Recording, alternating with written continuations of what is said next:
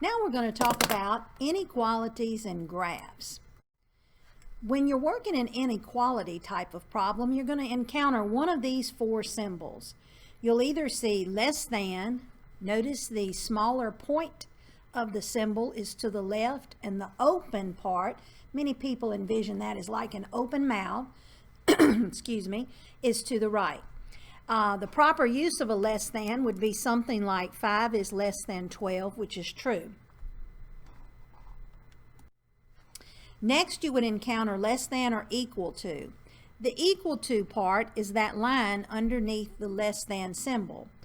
Properly used, you could compare numbers that are less than each other, such as 5 less than equal to 12, or numbers that are equal to each other. 12 is less than equal to 12 because of the equality.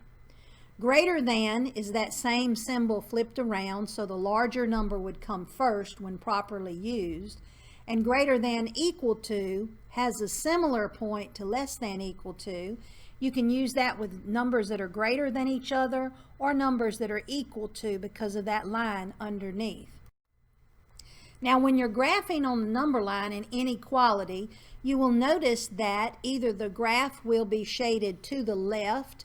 It will always be shaded left when it has anything to do with less than. Then it will be shaded to the right if the original problem has anything to do with the greater than symbol. You will also use a closed circle if the less than or equal to has the equal sign underneath it, and there will be an open circle if your less than or greater than sign does not have the equal to. Now let's try this. On this first example, it's written in set builder notation. So just disregard the first x and you will graph x is greater than -1. If it's greater than -1, it will be shaded to the right and it has no equal to sign underneath it. So I have an open circle on the -1 and I will shade that to the right. On this second example, again, disregard that first x, that's part of the set builder notation. Your job is to graph x less than equal to 6.